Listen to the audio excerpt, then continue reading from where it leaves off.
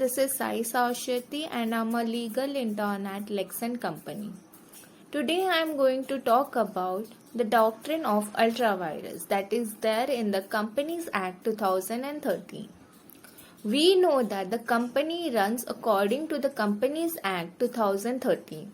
The rules prescribed over there, the company has to follow it. Beside that, the company has two rule books in its whole enterprise, like the MOA and the AOA. MOA is known as the Memorandum of Association and AOA is called as the Article of Association. Article of Association is always subordinate to the Memorandum of Association, where Memorandum of Association is known as the Constitution of the company. So, any act or the company should run according to the Companies Act 2013, the Memorandum of Association and the Article of Association. On this basis, the company has to function. Ultra-vires is derived from two Latin words. One is ultra and other one is vires. Ultra means beyond and vires means power or authority. So we can say that anything that has been done beyond the authority is known beyond the authority of power, then that is known as ultra-vires.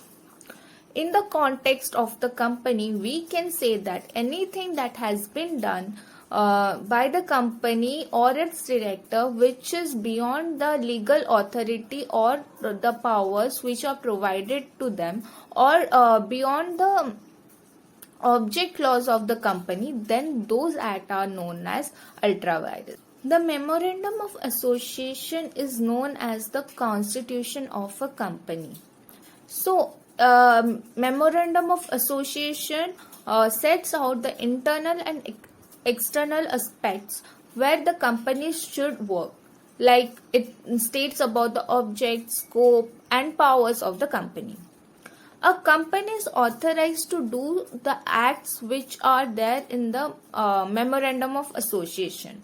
It cannot do anything that is beyond the Memorandum of Association. If it does anything beyond the scope of Memorandum of Association, then it is called as ultra-vires.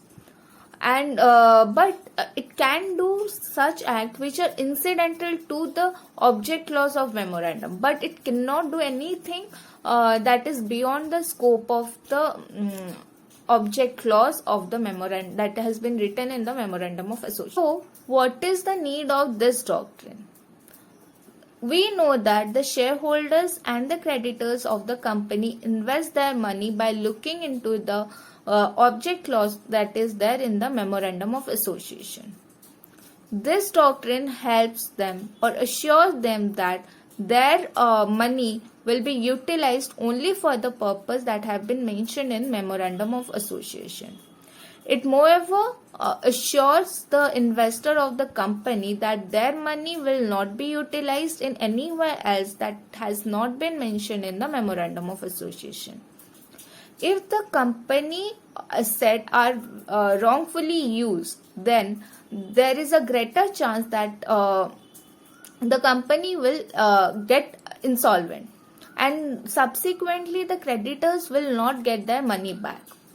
This doctrine helps to prevent such situation. It prevents such kind of situation by drawing a line beyond which the directors of the company cannot work.